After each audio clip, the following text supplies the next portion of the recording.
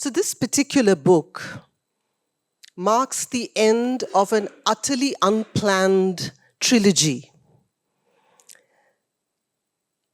I found myself as a seeker at various junctures in my life. I found myself very nourished, sometimes rescued, sometimes provoked by the mystic poets of the world. So whether it was Hafiz, whether it was St. John of the Cross, whether it was Basho, whether it was Tukaram, Nammalvar, I've turned to them more than once at different points in my life. I've also been lucky to be able to write about some of these subjects of preoccupation. So I wrote a book on the Buddha, I did a biography of Satguru, I put together an anthology of bhakti poetry. But a question that remained for me, and which gathered momentum in the past decade or so, is where are the women in sacred poetry? And why don't we hear their voices? Is there a reason why we don't? And of course, no marks for guessing why, or why not. But I began to grow curious about the women. And of course, many of us are aware that there are a handful we know in the Sufi tradition. There's Rabia, we know of Simone Weil, we know of Julian of Norwich, perhaps. We know of Catherine of Siena. We know of some women. In India, we know of Mirabai, for instance. And in the south, of course, we know of Andal. Many here would know of Akka Mahadevi. Increasingly, there are people who seem to be talking about Lal Ded. But it seemed to me that even these women that we know, this handful of women that we know in this subcontinent, have been flattened into such states of plaster sainthood that they don't seem to be accessible to us as human beings anymore. They seem to have turned entirely into spirit, rather than, there seems to be very, very little evidence of flesh. They seem transcendent, they seem sublime, they seem, Mira, when I've heard of Mira, always seem to be in states of swooning surrender. They didn't seem to be women with hungers, women with great appetites, women with bodies. And so I felt, whether you are canonized into these states of unattainable beatitude, into this kind of antiseptic figure, or whether you are ignored, as many, many women poets happen to be. I began, as I started my research, I found legions of women who are known either in particular sectarian categories, or they are known in particular languages or regions, but we never get a chance to hear them collectively in polyphony, as it were. We never get to hear of them that way. And whether you are consigned to sainthood or whether you are consigned to oblivion, both ways, you're lost. So much of this work has been about trying to retrieve the voices of women whom I believe just deserve a much deeper, wider hearing. And so the women who made their way into this anthology called Wild Women, that many of you have been a part of, Pratibha here has been a part of it too, Rahul Soni has been a part of it too, he was also part of Eating God, my earlier anthology. These are people who, Pratibha actually gave me a poem on the goddess, Rahul Soni translated Mira for this. And it became a great big baggy monster of an anthology of 56 women poets of very diverse persuasions. So there are Bhaktas, there are Vedantins, there are Sufis, there are Buddhists, there are Tantrikas. It's a great mix, which is how I wanted it to be. But there was another reason for doing that book. And perhaps the most primary reason, was that I wanted to smell again the danger in the voices of those women. I didn't want to just hear them again as pious women of the divine. I wanted to hear the edge in their poetry again. What do I mean by the edge? Here's an example. This is the 13th century Marathi woman mystic Janabai, translated by Arun Kolatkar, who says, God, my darling, do me a favor and kill my mother-in-law. I will be lonely when she is gone, but you will be a good God, won't you? And kill my father-in-law. I will be glad when he's gone, but you will be a good God, won't you? And kill my sister-in-law. I will be free when she is gone. I will pick up my begging bowl and be on my way. And then it's just the two of us, you and I. That's the kind of danger I mean. These are not convenient women to hang around. So whether it's Akka Mahadevi who says, take these husbands who die, decay, and feed them to your kitchen fires, or whether it's Soirabai, the Dalit woman mystic of Maharashtra, who says, if menstrual blood makes me impure, tell me who wasn't born of that blood. Or whether it's Rupa Bhavani, who's the 17th century Kashmiri woman mystic whom I'd never heard of, who has a beautiful poem translated by Nidja Mattu, where she says, I have not bowed, I never will. The one who listens stands resplendent within me. That is worship. That is what I do. I have not bowed, I never will. The one who listens stands resplendent within me. That is worship. That is what I do. Not a groveling relationship with the divine, but a woman who invites you to actually consider another definition of the divine, one that listens, which she says stands resplendent within her. In another poem, she says, on the path of Shiva, become Shiva himself. Again, not a person who is content to have a hierarchical relationship with the sacred, but a woman who will settle for nothing less than embodying it.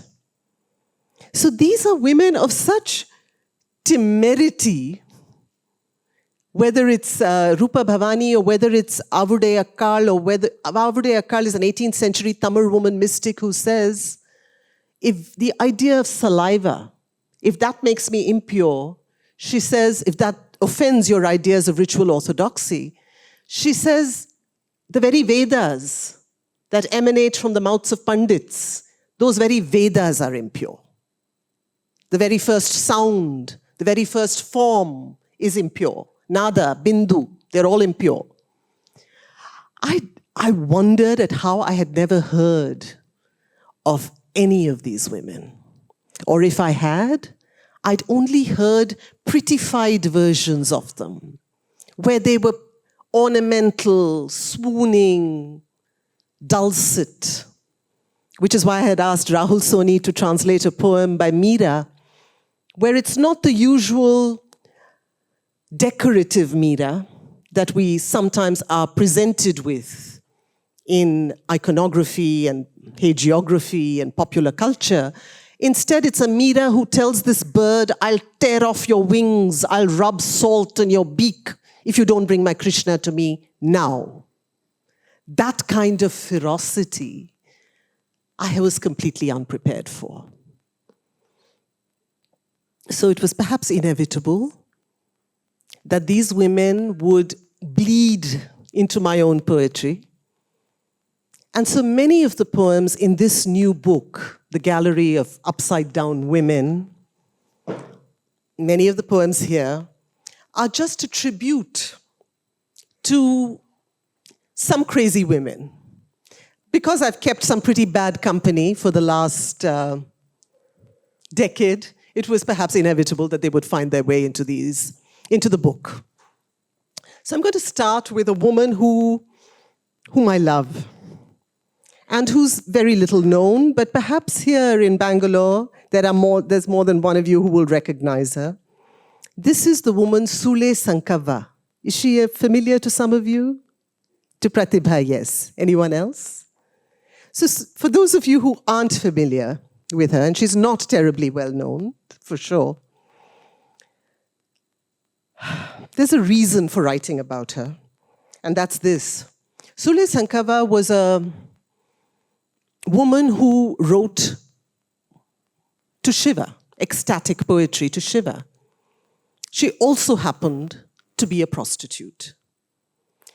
And in her poem, the one that we have, the one that I used as well in Wild Women, there's a poem in which she says, the men around me are largely unsurprising.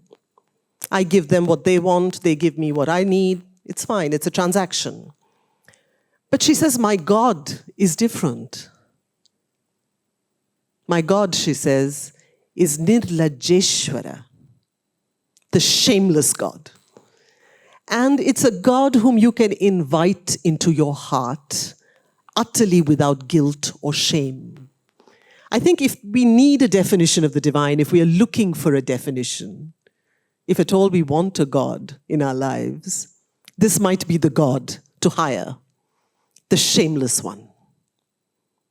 The God whom you can invite into any closet, unopened closet of your heart.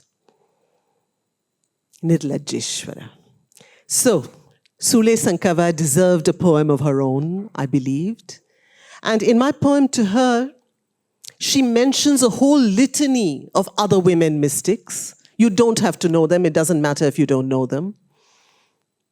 I like naming, and women deserve to be named. That's one way of remembering. There are just so many insidious ways in which we don't name them, don't acknowledge them. God's forgotten nickname. Who says harlots don't have choices? We can't choose our clients. And believe me, I've seen them all. Fried, boiled, scrambled, poached, sunny side up, runny side down. But we can choose our gods. I chose mine because he came without a name, and on some nights, without a body. I chose him because he waited his turn. Didn't ask me to hurry or clean up. Didn't complain about the line of shuffling men at my door. When colleagues badger me for details, I turn sassy. I say, Mahadevi's God unhoused her, Janas deloused her, Andals aroused her, Avayars doused her. Some like them fried, others like them boiled, some like them immaculate. I like my gods soiled. But they aren't impressed. He must have a USP, they claim, a sun sign, an address, for God's sake, a name. I grow quiet. He has a garland of fancy titles, I say, but they don't quite work for me. Perhaps he is the world's greatest lover, but how does that matter when planets shrivel and char in the flaming cemetery of his gaze? And maybe he birthed the three worlds beneath the delirious hurricane of his feet. But how does that count if he's too bloody innocent to read the lurch and plummet of a contrarian heart, the fine print of my breath? And yet, he is mine, friends, for a simple reason. For he rushes to my side when I utter his darkest, most intimate, most forgotten nickname, the one coveted by every god there is, my God, without shame. That's Sule Sankava for you.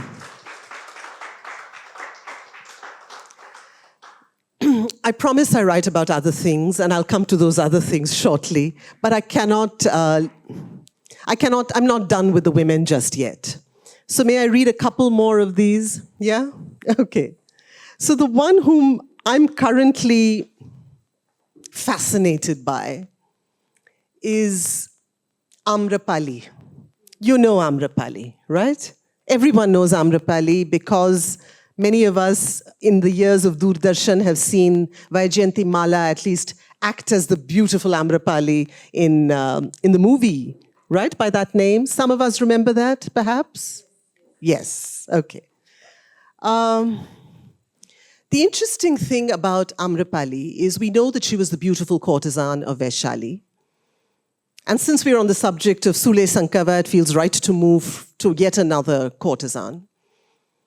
What we also know is that she met the Buddha and the Buddha agreed to meet her, which also indicates his own attitude towards socially stigmatized women. He had no problem meeting them.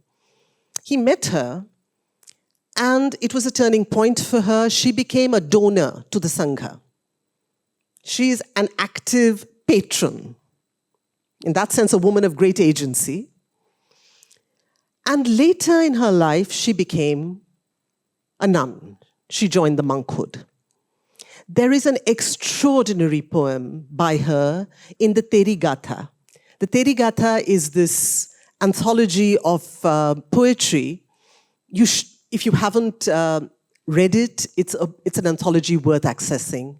It's personal, it's candid, it's intimate, in which women, all these women at the time of the Buddha, speak of what drew them to the monkhood. And Amrapali is one of them. But Amrapali is a woman of great refinement. So Amrapali's poem is different from many of the others. And in her poem, we have an aging Amrapali looking down at her naked body, and she journeys anatomically southward, stopping at every point, describing the way her body once was and what it now is. It is a site of ruin, she says, but it was once very different. And the refrain of that poem is, the truth speaker's word doesn't change.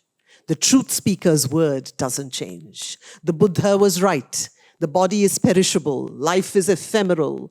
The world is transient. The truth speaker's word doesn't change. I felt Amrapali deserved another poem in which, yes, there's the heartbreak of the ruined body, but I also like to believe there is pride at what this body was and on some level will always be, which is a great instrument of the sacred, not an impediment to the journey in any way. So here's my Amrapali poem.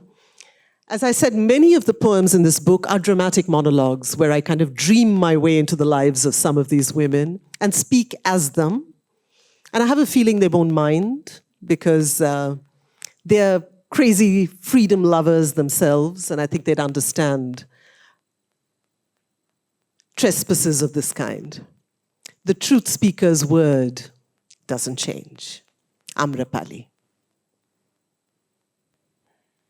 One morning, you realize the stairway to the cellar will never be completed. The pipes will only grow leakier. The dust motes will swarm more thickly in the evening air. The truth speaker's word doesn't change.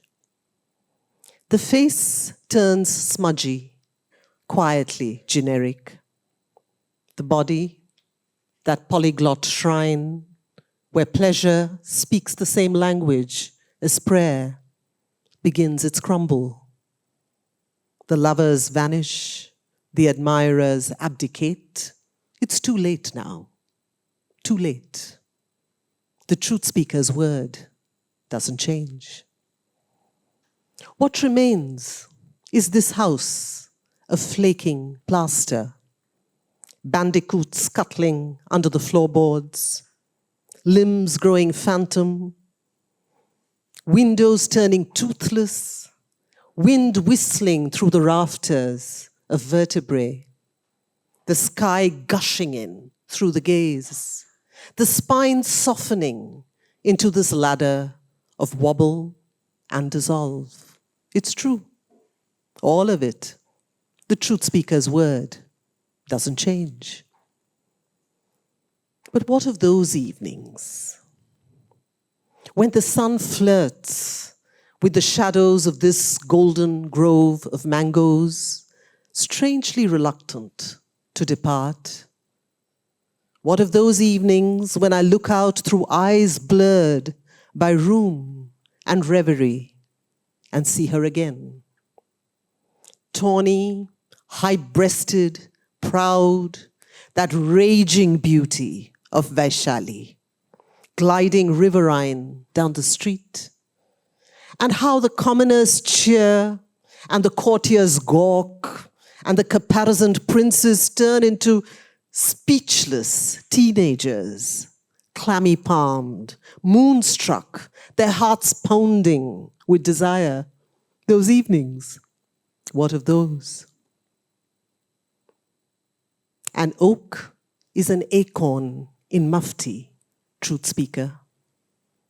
And in the dark smudge of memory's orchard, I am here, still. High priestess of love, goddess extraordinaire, gilded by a blaze of sun, the applause of hundreds raining around me like shooting stars. Here still.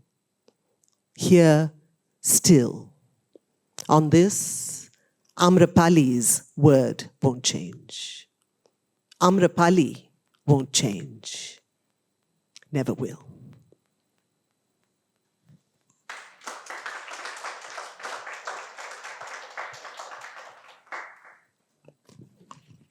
One more of these crazy women and we'll move on to other things. I did a book a few years ago, which some of you may know of. It was called The Women Who Wear Only Themselves.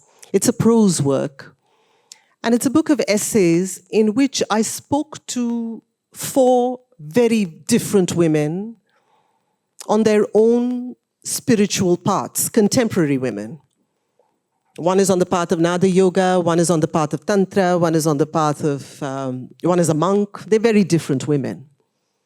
But the one woman who particularly took my breath away was this woman whom I walked in to meet her, having no clue really who she was. And there was this woman who sat resplendent and naked. And so utterly at ease in her body, wearing her body like a lion, as I say in the book, that I was just full of awe at the way in which she wore herself.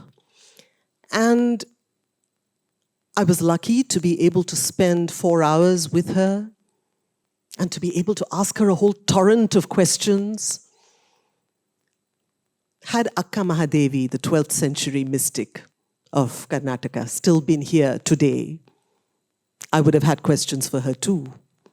What does it take to wear this body? What does it take to peel off every shred of decorum and wear your nakedness with this kind of pride of a lion? What does that take? And I knew that it was an act of such radical vulnerability and radical courage.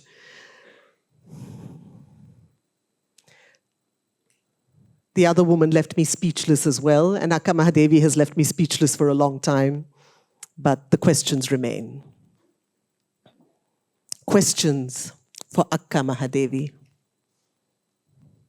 You know how Akka is often presented, right? Naked, but with her long hair flowing over her body. Questions for Akka Mahadevi. Akka, of the unfurled hair and unpeeled heart, why does it take forever to wear this body like it isn't a hand-me-down? To shrug off the bulletproof vest, even inside the home? to bring back every prodigal star and sullen comet under the skin, to stop winding the self like a bandage around the red wound of our smallness, to feel the wind in our hair. And sometimes Akka replies, enter the body like a summer ocean, unzip the serpent skin and go swimming, sister. Your hair wind-soaked, your heart empty, no longer sealed, sold, concealed, patrolled, defined, transacted, underlined, contracted, sheared, broken, tonsured, bespoken, liberated, mended, emancipated, defended. That's all it takes. Go skinny dipping in yourself.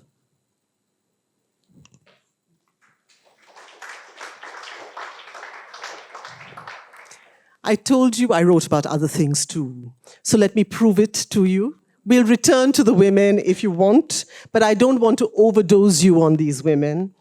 Let me read you a fun poem to change the tone somewhat. This is a poem to... Oh, okay. It's a poem about sambar. How about that? Okay. I also smuggle in a woman when I can. And this particular woman often returns in my poems. Should I stand? Will that shift the energy in the room a bit? Is it getting static for some of you? It's okay? Okay. All right, so here's a woman who also returns in my poems and who doesn't like to think of herself as upside down, but she is in her own way. Consecration. No one needs to explain consecration to my mother. She's not interested in preparing a meal fit for the gods, though she knows well how one deity is appeased by dumplings of melted jaggery and another with black sesame. Quite the reverse. What does one say of the high priestess who knows how to gild water and spice air into tamarind rivers, loamy and gangetic, silted with lentils, where drumsticks float like heavy-lidded crocodiles under a red chilly sun?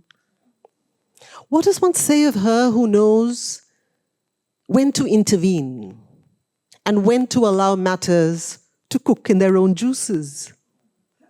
Who knows when to pound, when to desiccate, when to saute, when to macerate, when to alchemize, transubstantiate, when to simmer, when to refrigerate, when to act, and when to wait.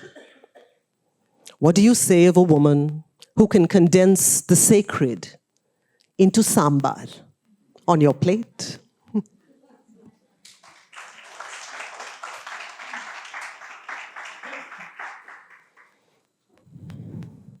So I write about sambar as well. And I do sometimes write about tailors. There are several poems in this book that return to the theme of the end of the world, the apocalypse, as it were. And I'm not sure whether the world will end, but if it does, I'd like to believe it won't happen because of a bunch of men in the corridors of power. That if at all it ends, it could be because of the death of a tailor down the road. This is my lockdown poem, The Tailor. I knew a tailor beneath a peepal tree, flanked by a dog that was always asleep. He walked 20 miles to reach his tree, never looked up from his Singer sewing machine, never took holidays, even when the roads flooded and the skies blazed, and when the buses stopped And then the trains, when shutters came down and the doors slammed and the plague raged, he sewed masks. Except that one day, his heart decided to lock down. And then a denim sky was rent apart. Buttons bursting, hemlines snagging, zippers flying, elastics snapping.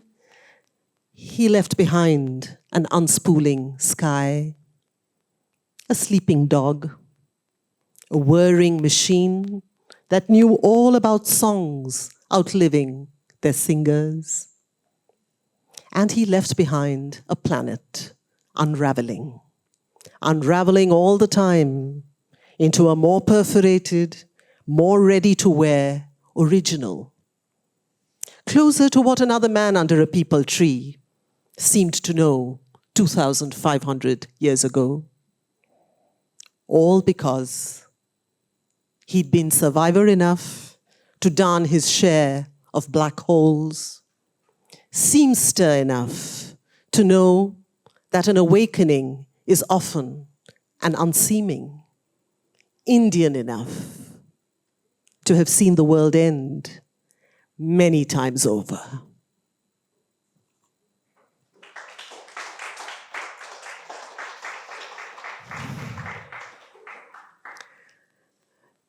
Increasingly, it feels like poets are no longer the beings who once inhabited attics, were unseen and unheard and inaudible and forgotten, all the things that poets were meant to be, at least in the 19th century. It feels like poets now, I mean, we are here, there are lit fests, an entire epidemic of lit fests in this country and in other parts of the world. And suddenly poets are being seen and heard more than ever before. It also means that there is the unease of poets entering the marketplace in a particular way. And this is about my ambivalence about that marketplace. It's also a self-implicating poem. I'm fully aware I'm part of it, and I would encourage you all, it's a not so subtle hint, to go and buy the book. So that is an aside. But I'm fully aware of what this also means. It is a slippery place to be. The marketplace of poets. You want the biodegradable poet. The one who reeks of someplace else, where silence pours like lava. But here, in the roiling marketplace, the challenge is to love the rest. The shiny ones, the chatty ones, those with the green eyes of jadugars, the flabby ones, hypoallergenic, compostable, made of Polynesian pink sugar, recyclable.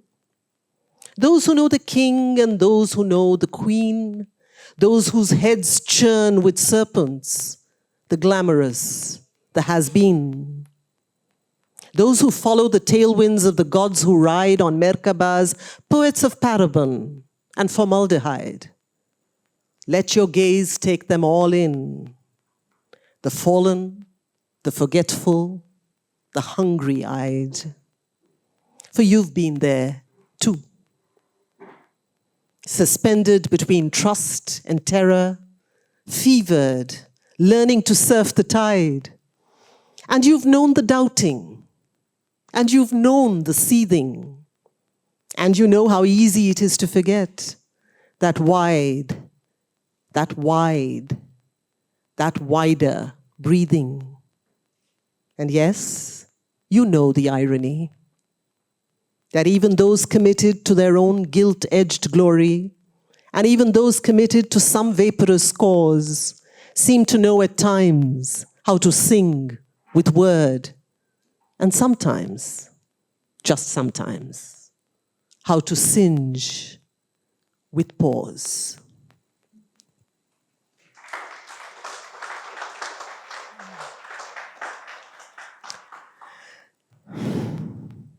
There's a beautiful poem by the Italian poet Salvatore Quasimodo. I don't know how many of you know it. It's a short poem. It goes like this, and it's a loose paraphrase.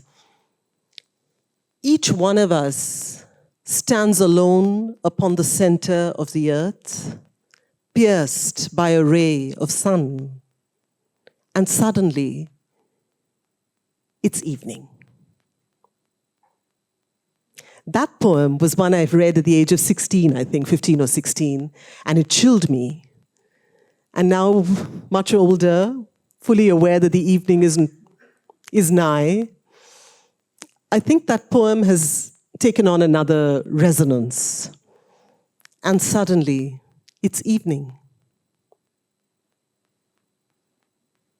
Above your head, the grown-ups speak of deleted bus stops and renamed streets, and how they cycled to school across lathering rivers of paddy, long replaced by the municipal corporation and the City Improvement Trust Colony. You snooze fitfully, and now you must be grown up. Because the grown-ups now have grandsons who vigorously trim hedge funds in Atlanta. And you think back often on an Irani cafe that once hung precariously over a cracked ceramic sea, where you sipped a man's dark and endless mouth, while your nieces call to tell you that they're climbing mountains and counseling the dying. When roofs fly away and the wind blows, cold, blinding, fire blue, will you remember the way swimmers never forget how to swim and lovers never forget how to drown?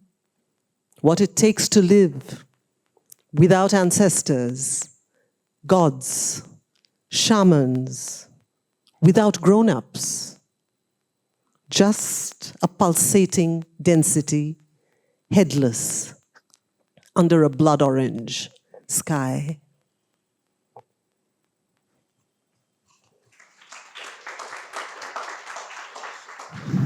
Shall I pause here, or shall I read you a poem about the moon and then pause?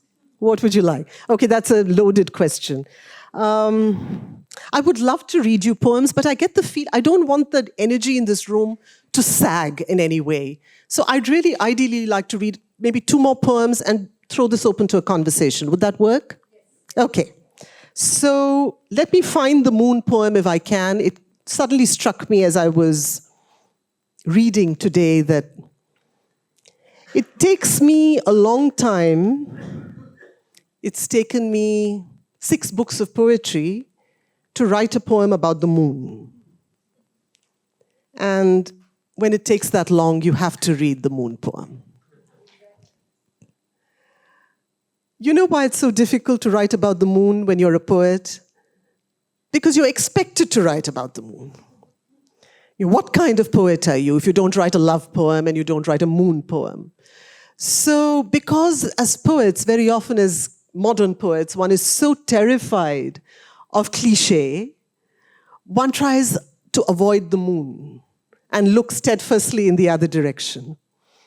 But of course, one smuggles in the moon every now and then. But it felt like it was time to write an honest-to-goodness moon poem. So this is my honest-to-goodness moon poem, which also happens to be a tribute to the Urdu poet Tarannum Riaz, a friend, who died during the pandemic. Urdu poetry, as you all know, is full of references to the moon, and that was the subject of a conversation I had with her. The moon, the eyes, all those romantic tropes that abound in poetry, certainly in Urdu poetry.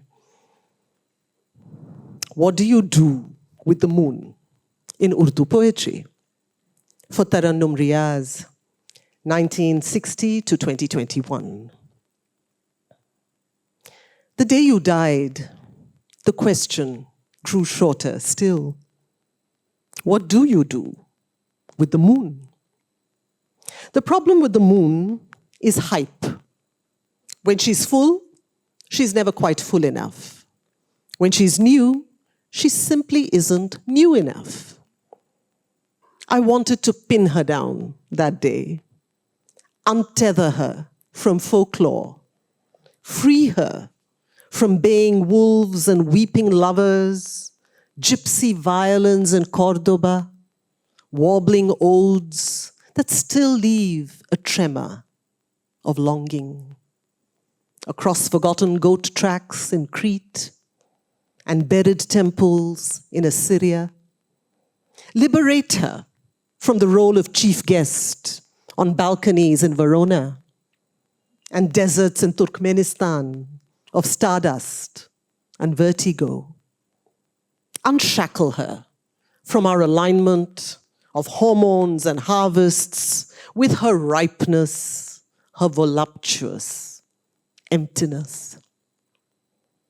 I wanted to give her a bloody break from all that arcana, all that Sufiana, her absurd infatuation with this habit we've messed around with forever, stale as porridge, familiar as the news at 9, this earth. Cliché of lovers' almanacs, beacon of the dazed, bane of time-haunted poets, staple diet of the crazed, Mother Moon, Mother Mine. Tell me what this means. This intimate out-of-reachness, this oblivion, this repleteness, this idolatry, this incompleteness, where are they? The ones we love?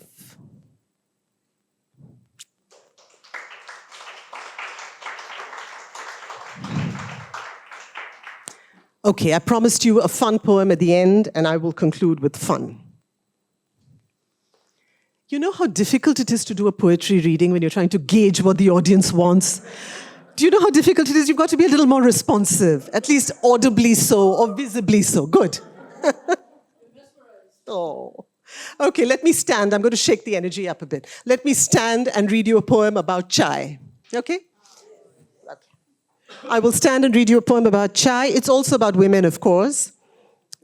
But if you are not a woman, but you enjoy chai, this is for you. 2. When 2 women drink chai together. All's well in the world when 2 women drink chai together. Time holds its breath. Star anise glitters, ginger gives up the ghost, lemongrass grows rogue. Cinnamon is less sinned against than sinning. Bodhidharma awakens when 2 women drink chai together. Aeolian harps trill, kettle drums roll, mind meets heart, part becomes whole. Apothecaries smile and sommeliers sing. Lao Tzu intones the Tao Te Ching. Nilgiri meets Darjeeling when 2 women drink chai together. Froth of jade, jewel dew, ancient cauldron, friendship brew. One's a hermit, 10's a jamboree. The perfect number is always 3. A cackling duo and a pot of tea. 2 women drinking chai together. There will be time to love our men, but not when caffeine meets estrogen. The defense budget and the state of AI must stand aside as earth meets sky. Ours is not to question why teaspoons tango and hippos fly when 2 women drink chai together. There will be a time when both God and beast are included in our cosmic feast. And one day it won't be out of line to quaff a martini or a bottle of wine. But right now, friend, it's been too long. Oolong, ooh, bloody long, since two women drank chai together. Thank you.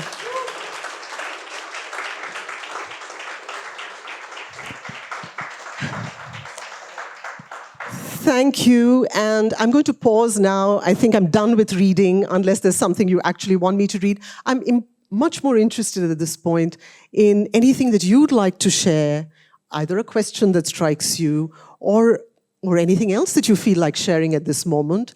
And I'm perfectly comfortable with pauses as well. So if you feel like taking a long pause, that's absolutely fine too. I'm a poet, and a lot of my work is around pauses. So.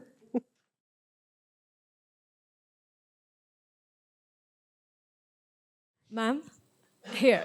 Yes. Thank you so much for speaking. It's so wonderful to hear you speak always. I've heard you speak many times before, and your poetry is wonderful. Clearly, I'm a big fan.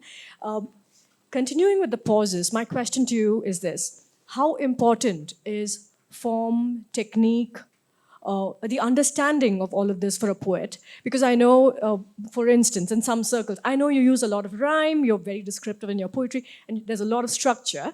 But in some circles, people look down on rhyme. So is this a trend? Should poets adhere to what will be accepted, for instance? And what is your take on that? What is your name? Kalpana. Kalpana. So Kalpana, in most of my work, I actually use free verse. The rhyme is almost, it's the exception, it's not the norm. But there have often been internal rhymes in my poems right from the start.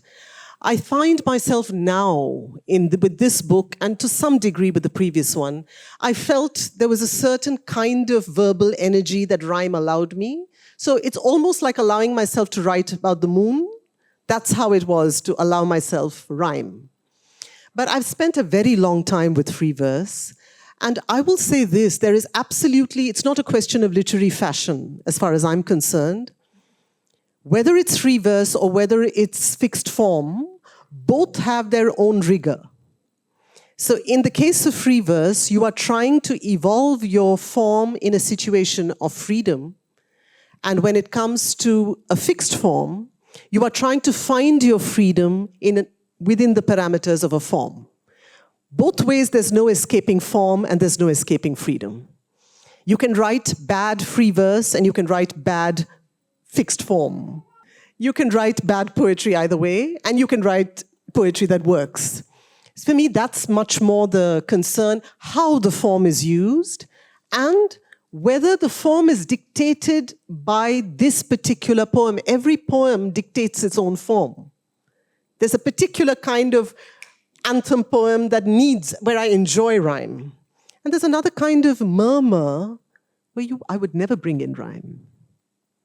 So it's a mix, really. I don't think it's a question. It would be very unfortunate if it became a matter of just literary taste, because then you're just being buffeted around by the caprices of the cultural environment, right? Yeah. I know you know this, but you didn't elaborate on it when you gave an example of Janabai's Abhang. Whenever these saint poets want to talk about the senses, they use this worldly metaphors.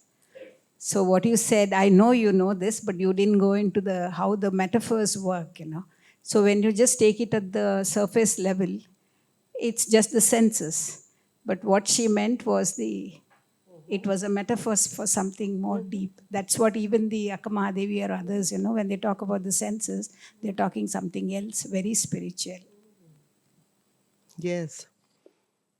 Interestingly, I was at Rishi Valley just a couple of days ago, and this question returned, and I see at least a couple of people from that session we did. We were talking at that point about Annamacharya, the 15th century Telugu poet, who writes a poetry that's deeply erotic and which is deeply existential all at once. I think what interests me, Pratibha, as you know, is the fact that metaphor doesn't make us... Metaphor is not like picking currents from a bun, which says this current means that. It's not that. It works perfectly as a current in the bun, but it also means that. So it is both deeply earthy and it is much more than that. To me, that tension excites me. When Annamacharya speaks of for instance, of the lover waiting for her god, the old trope. What's interesting is that it works here perfectly as an erotic poem, where she says, he's the master one moment. The very next moment, she says, he's my slave. So it works because you are being treated to an insight into the turbulence of a man-woman relationship. But it also works on another level, which you're also being invited into. I'd rather than choose one or the other, I would say both are operational. It works as an erotic poem. It also works as a much deeper truth about the human relationship with the divine. And the fact that a seeming hierarchy between the human and the divine is itself being challenged in this place of great proximity to transformation, this poet on the cusp of self-discovery is able to speak of the lover as God, but it's a time when even the ultimate hierarchy has collapsed, roles have collapsed, identities have melted, nothing is the way it seems. That's the kind of liminal space that you're also being invited to, where you really don't know who has the upper hand, the human or the divine, devotee or God. You really don't know. So I think for me, the best poets don't pick up an image and use it to mean something else as much as when they explore the image or the depth of a situation, the metaphor itself leads you there. So to me, that's the power of metaphor. And that's the reason we remember those poems today, Yes. So as you were researching these poets who were women, two questions come to my mind. One is, what surprised you the most, in terms of what they wrote about, how they wrote about it? We talked about Janabai, we talked about Lal Ded, Andal. These were, and these women wrote extensively. And one is, were you surprised by anything? The second is, in that context, did you find their expression very, very different from the men who were writing poetry, during the same time? I think the first thing that surprised me, Vinita, is just how many women there are. We only know of this lot, but there are just legions of women, which is why Wild Women ended up with these 56 women, and there are many more, who could have been included and aren't. So I think that's what surprised me most of all, just how many are there. And I think to your second question, perhaps this is also what surprised me, but it will also be a response to your second question. How do I believe they're different from many of the male mystic poets? Obviously, there are many similarities, and which is why I always make it a point to talk about at least one male mystic poet, even when I'm talking about Wild Women, because, this is not oppositional as much as it's a festival of men and women shape-shifting and changing roles all the time. But I think if there is a difference, it was probably this, the fact that the women seem to see the physical, seem to see the body, not as a barrier, even when their poems sometimes say it is, but in their finest poems, the body is not a barrier, the body is the basis of the spiritual journey. Without the body, there would be no journey, which is why Janabai is able to invite us into her kitchen, into her pots and pans, and say, I eat God, I drink God, I sleep on God. She's really taking you on a tour of her home. But it's a dangerous home, because she sleeps on God. She says, I buy God, I count God, I deal with God. God is here, God is there, void is not devoid of God. God is within, God is without, and what's more, there's God to spare. That sense of just casual, such casual intimacy with her God. and a God who is very much part of the everydayness of her life. It's that everydayness to me that really brings something fresh and new into these poems. That everydayness is not seen, the mundane does not have to be transcended. God is immanent here, not just up there. Hi, ma'am. Here. Beautiful phrases, just the way you're speaking. I'm just making notes. When you said hierarchies collapse and things like that, there's more of a request to sort of elaborate on the answers that you've just given to these women than a question itself. There's this wonderful book called The Spell of the Sensuous by David Abram. He is a scientist who is also deep into the world of mystics. He's American, but he's spent a lot of time in South Asia, trying to meet these Aboriginal people and trying to understand how they look at spirituality. And there's this wonderful essay in which he talks about why do we look down upon the physical? In that, why is it that, like you said, why is there a hierarchy in the first place, right? It's always as if you long for something spiritual and that is more sacred than the longings of the flesh, the skin, and things like that. And I think somewhere you're sort of trying to, that's the collapse, I think, that you are trying to address. So it's more of sort of a request to elaborate on that. But because we see that a lot of the time, there is always a sense of, oh, the carnal is always, whatever. You always have to rise above is the usual phrase that we use. Yes, I think that's been at the heart of this entire trilogy for me. Thank you for bringing that up, because the earlier book that I mentioned, Women Who Wear Only Themselves, was actually precipitated by a single question, which is, what does it mean to be a woman on a spiritual journey?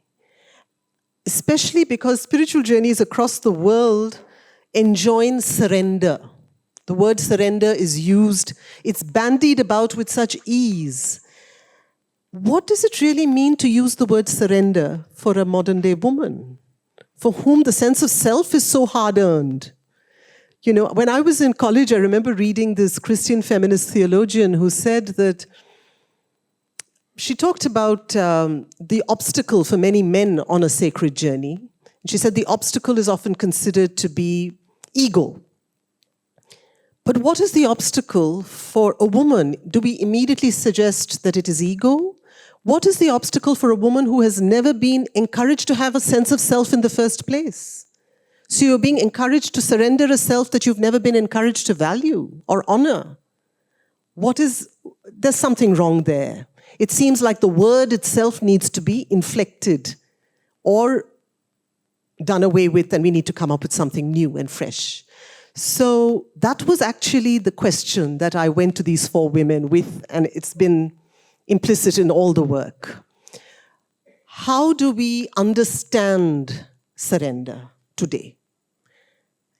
And increasingly, it seems to me that bhakti itself, a lot of my work ever since Eating God, which was the earlier anthology of bhakti poetry that I did, much of the work has been about trying to reframe bhakti, to see it not as servitude, but to see it as the reclamation of spine, a deep inner commitment to the path, to a deep commitment to self-discovery. To me, that kind of bhakti makes sense. That understanding of bhakti makes sense. But to use the word, certain words, in an uninflected way today, I am your servant, you are my master, today has another kind of bunch of connotations that is, I think, problematic for many of us, right? It suggests a very feudal relationship, when in fact, in the finest bhakti poems, God is not a zamindar. God is not a despot. And the surrender is not to authority. The surrender, if at all, is to love, which is very different. Yeah, ma'am.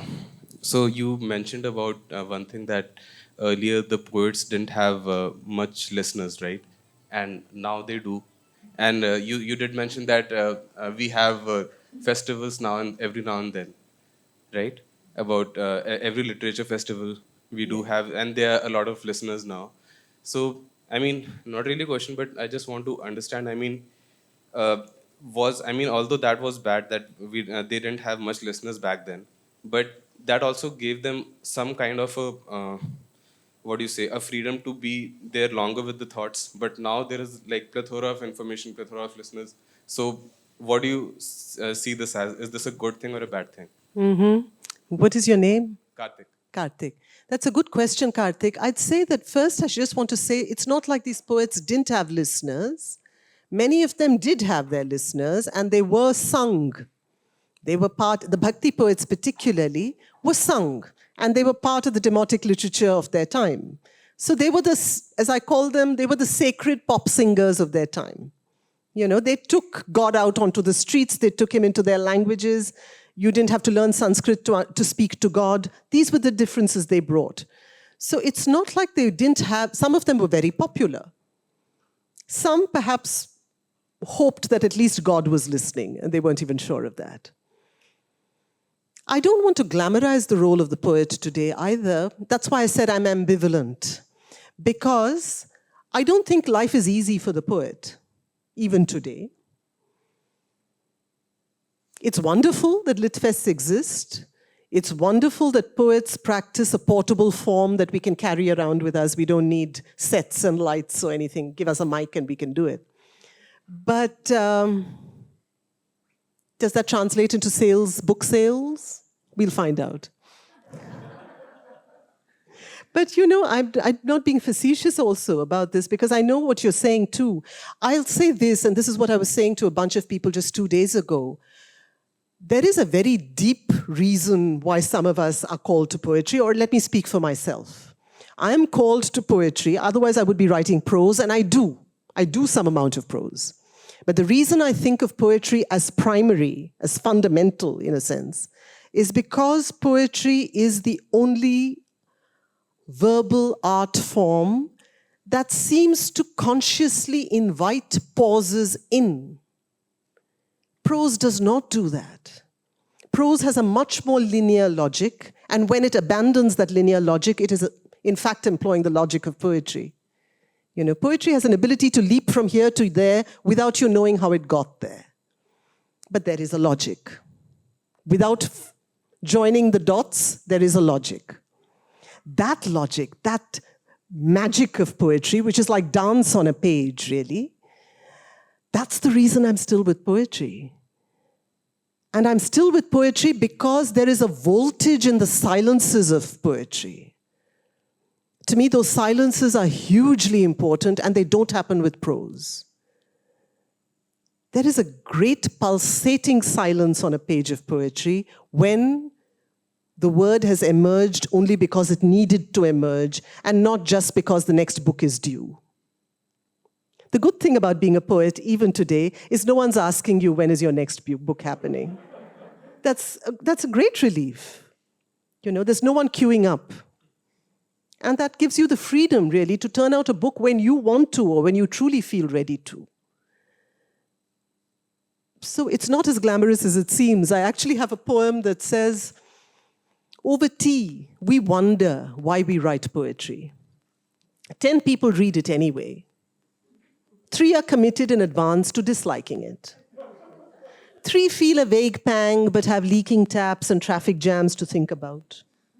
2 like it and won't mind telling you so, but don't know how. Another is busy preparing questions about pat ironies and identity politics.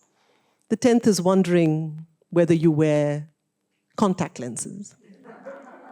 And we, as soiled as anyone else, in a world addicted to carbohydrates and conversations without pauses, still groping among sunsets and line lengths and slivers of hope, for a moment unstained by the wild contagion of habit.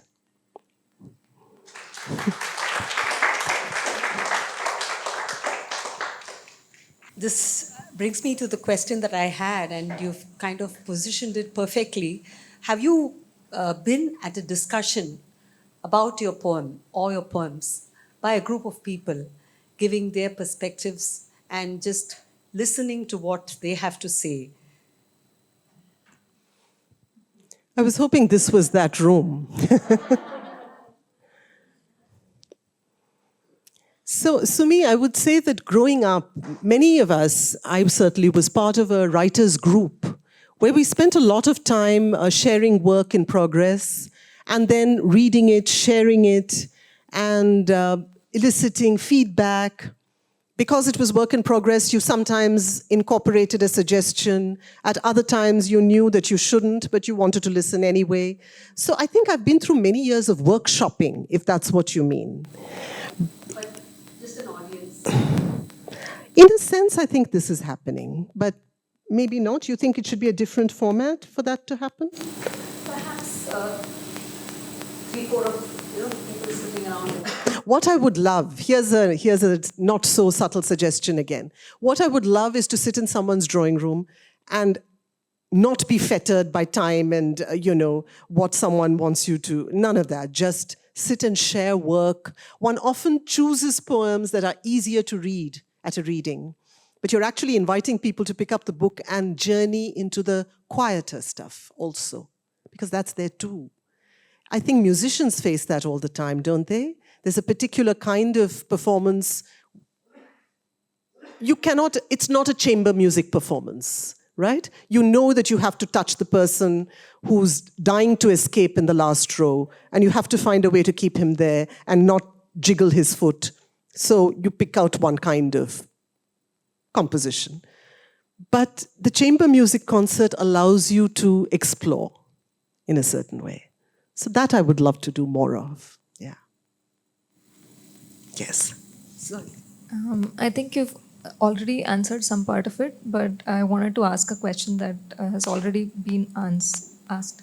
I've been thinking about spirituality in terms of men and women. Again, how do they,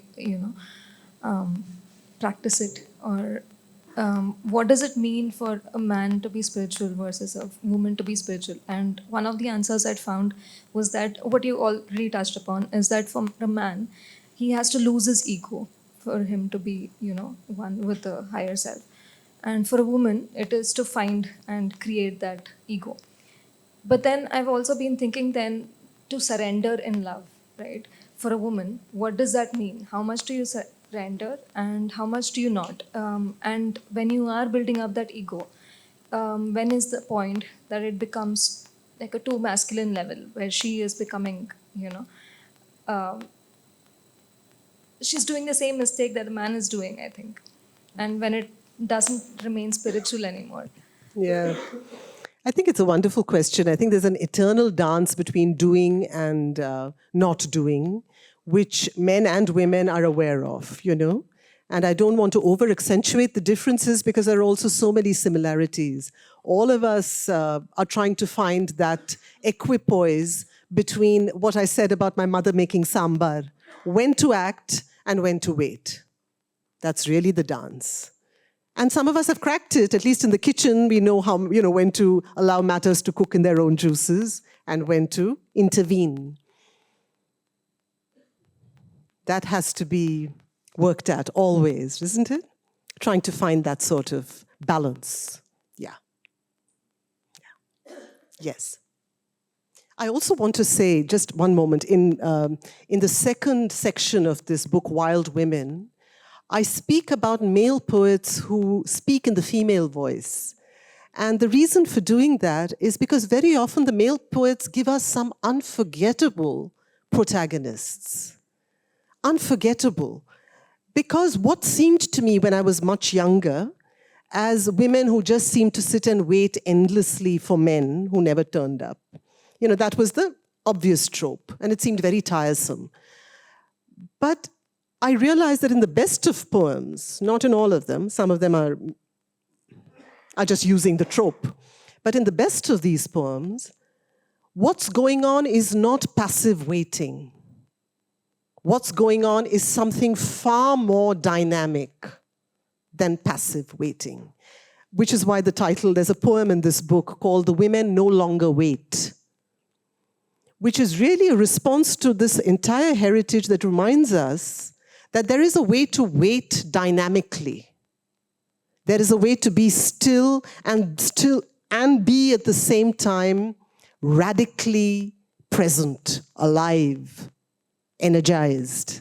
There is that kind of waiting too, which is not about being supine, it's about self-reclamation on a very deep level. Then you can bend without breaking, right? Which is what all the martial arts want us to do. Yeah. Am I audible? Yeah.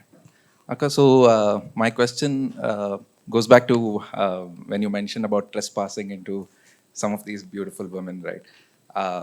One, I want to know, how did you choose to trespass these specific women? Two, what was the journey like for you when you took on those roles? And three, is there a favorite trespass?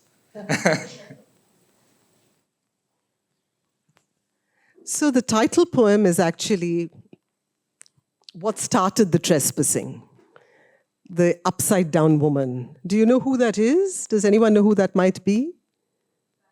Yeah, who said that? Yes, absolutely, Anita.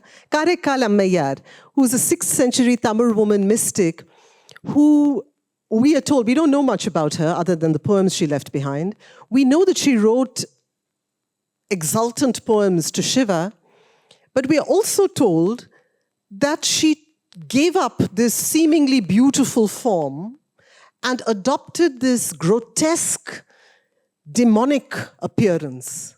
She looked spectral, like a ghost, we are told.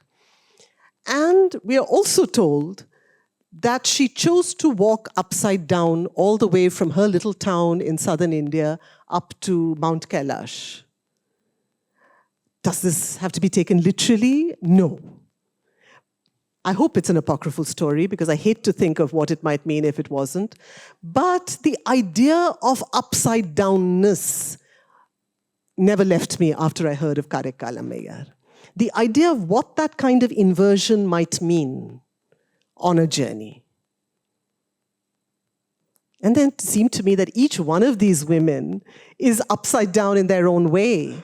And I deliberately wanted to include not just the well-known ones, Mirabai is in this book too, but in addition to Meera, there's also unknown women, Lakshminkara, who's a tantrika whom almost no one has heard of, or Shengote Avude Akkal, whom I mentioned earlier, whom even as a Tamilian I had not heard of. She's an 18th century Tamil woman mystic. Just to dream one's way into their lives and to have them say what you want them to say, but also hope that they're also at the same time saying what they want to say, and hoping there's a synergy between the two. I don't think they'd mind those trespasses because they're pretty sassy themselves and they're freedom lovers themselves. So I like to believe they won't take objection to that. Okay, I have a question. So, you know, we were discussing about this women and men, male mystics and female mystics. And you also said that some of the male mystics gave us, you know, unforgettable female characters. And, you know, recently I was also reading about a more recent mystic, Papaji, who would dress up in saris and, you know, play around with Krishna. Maybe cross-dressing, if we use the vocabulary we have now. Do you see such fluidity in, you know, female mystics too? I think because women embody a particular fluidity is why the men want to dress up as women. Isn't it? That's really why. Because it is fluid, because this identity seems so fluid, because it's not defined rigidly, inflexibly. You know, I often say when people ask about wild women and is it for women, I always say no, because I believe there is a deep thirst in men and women alike for a less lopsided spiritual ancestry. You know, whether you're the excluder or whether you're the excluded, there is pain. And I think both men and women feel that pain, whether it is articulated or not. for a more inclusive, robust, vigorous, fluid, composite ancestry. So it allows Bulle Shah, yes, to dress as a woman when he wants, Chaitanya Mahaprabhu as well before Papaji. And it allows these women to become warriors as well. The goddess figure never leaves, even when these women are addressing a male god very often. Vitthala, for instance, when it is the Marathi women mystics. Even then, Vitthala often becomes a woman. So the goddess tradition finds its way even into seemingly very patriarchal ones. The goddess is never lost. And the goddess is the doer. So there are many ways in which I think this fluidity has found its way to endure. And I like to believe we will be seeing more of that. Yeah. I have a couple of questions. One is, what do you have to say to poets of today, I mean, present day? What is it like? And secondly, have you ever written, you write as a woman? As a man, how do you think that's easy, or is it difficult to use that perspective? I actually feel I'm quite okay with men writing as women as well, as I point out, and women writing as men. I don't think these are sacrosanct boundaries that shouldn't be encroached on. I think it's how you do it, right? Listening to the other with a certain measure of openness, intensity, a kind of open, non-barricaded listening. If a poem is born of that, then I think you encroach everywhere. You encroach into the life of your pet cat. You encroach into the mind of your tree outside your window. You're trying to inhabit the whole world if you can, and more. So on that level, the imagination is and must be borderless. We should never lose that. So I'm all for men writing as women if they want to write as women, even today, and they should continue. It's how you do it that makes the difference. Do I write as a man? I'm sure there's some dramatic monologue. I'm trying to remember which one, but I'm sure there's one where yes. So I have a poem, Karekal Ammayar, whom I spoke of, the 6th century mystic. I don't write as Karekal Ammayar. I write as her husband. So that is a choice. Paramadattan is her husband. I'm not very nice to the husband, but I do write as him, and I feel a certain sympathy for him too.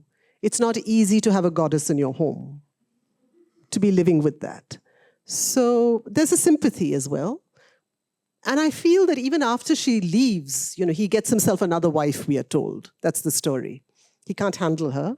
He says, you're a goddess, and anoints her a goddess, and then gets himself another wife. And I believe that even with that other wife, he would have wondered about what became of this woman. So in my poem, he's constantly looking for information about her. He hears that she's gone up to Kailash upside down. He's keeping tabs on what became of her. So I allow myself that too. Have I answered your first question? What was your first question? About the poets, what is it like to be a poet? Hellishly hard. If you're looking for glamour, hellishly hard. If you're looking for royalty checks, hellishly hard. If you're looking for buyers to queue up, not easy. If you're looking for publishers to be salivating to publish you, not easy. There's even an American market research survey that claimed that that poets die sooner than other writers. If it's American, it must be true. No, so not easy. But we do it for those other reasons that I mentioned in that poem to him. Has he gone? Yeah. But that's you do it because you're still looking for something else that only poetry can give you, that nothing else does. Yeah. Arundhati. Yes.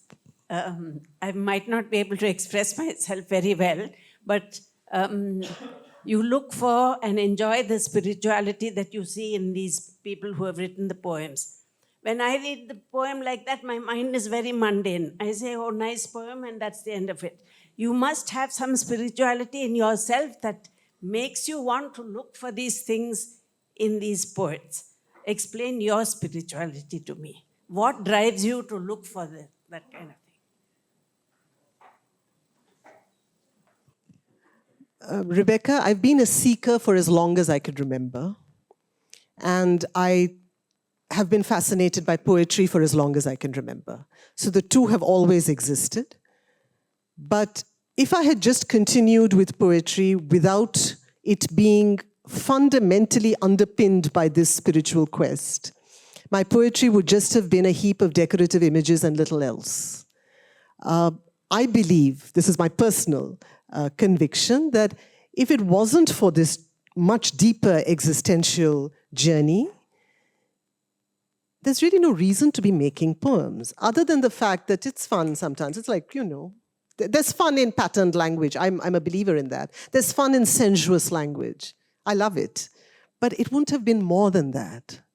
So I started growing interested in poetry, not just as self-expression, but as poetry as something that arises out of places of terrifying silence and very alive silence. Very alive silence. That meant trying to make one's peace with some of those silences, and some of that has not been easy, and I'm not done yet. But trying to make one's peace with that. From that, the kind of poem that emerged was different in its voltage, I believe, for me. And therefore, I am drawn to poems that have a certain kind of voltage. Which is, I was saying this again to this bunch of people a couple of days ago at Rishi Valley, that it doesn't really mean when you read a poem that you need to know what it is saying right away. This is the legacy of all those terrifying school teachers, who asked us to paraphrase poems, and it felt like the poet has just grunted out some pellets of verse that, you in your superior wisdom will decode and render in flowing prose, and you have understood the poem. Never mind if he or she did. That whole idea is so flawed that this is a way in which a poem should be approached. A poem is meant to just wash over you, just like music, where you may understand the ragam or you may not. It doesn't matter, you're still invited. If you understand the ragam, it will add another layer to your love of it, perhaps. But if you don't, you're still invited. I think poetry just reminds us that the kernel of every utterance is mystery. And it's all right. Mystery is actually what we deeply desire. We don't want to live in a universe with 100-watt illumination. Who wants to live in such a world? It would be terribly boring. I'm not being mystifying when I say this. I often say when I was a child and I barely understood Tamil or English or Hindi, I still responded to poetry. I responded to the speed of it, the velocity of it, the rhythm of it, the buoyancy of it. I responded to all that, which we can all still respond to. You don't have to understand it right away.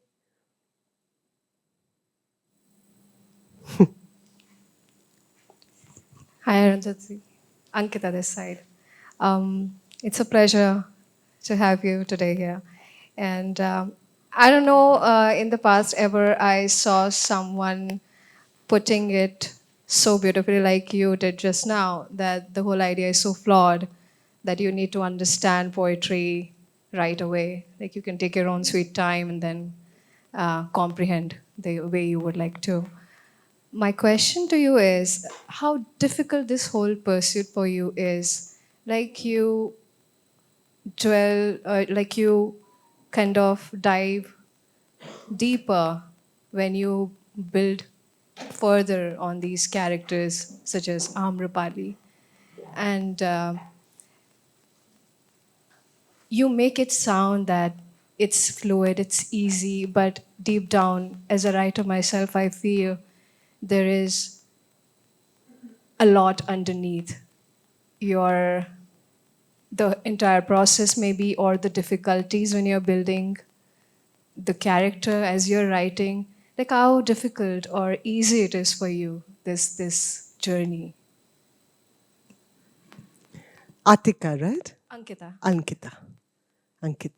Ankita, I don't know if, it's only in this book that I attempted the dramatic monologue. I don't usually do it. Speaking in the voices of other characters. I don't usually do it. I did it very consciously in this book because, as I told you, those women had cartwheeled into my into my life. I was hanging out with them all the time in the making of Wild Women and in the reading of their poems. So it was almost inevitable that they would come into the poems. And when they came in with very distinct voices. So I think it also takes me back to, at some level, I'm deeply fascinated by the theater. I love the idea of, the actor. The performing arts excite me, dance and theater particularly. So the idea of dreaming your way into someone else's, under their skin, appeals to me. So this was my chance to do it. Was it difficult? I wouldn't do it all the time. In this case, it was pleasurable. Yeah. Of past, 2 decades, when you have been living this life of poetry, and as Ankita mentioned, diving deeper, how has your poetry transformed your inner, that upside-down world? How those roots in you have changed, maybe? And you just now shared about a poem on kitchen, Sambar. Has your kitchen transformed, literally? Yeah. Thank you. The one thing that hasn't changed, Alka, is the fact that I don't enter the kitchen. That has stayed unchanged in all these 25 years. But has the poetry changed? It certainly has. And I think I could talk about this at length, but I know we don't have the entire evening. I know many of you need to get back. So I'll just say this. I feel that the way in which the poems have changed is just this. When I look back at my first book, I feel that there was a wide range of, there was an excitement, which I hope is still there. An excitement, there are poems about the city, poems about relationships, poems about politics, all of which is, I'm not uninterested in any of that. There was also poetry, there were also poems about the quest. That was there then, poems about journeys, that still remained. I feel what has changed is the fact that the poems are now more perforated, more porous, more open to surprise, less tense, more relaxed, but hopefully still, my aspiration is this, Alka, to arrive at subtlety without losing intensity. To be subtle, but never letting up on voltage. The voltage has to be there. That's still the aspiration.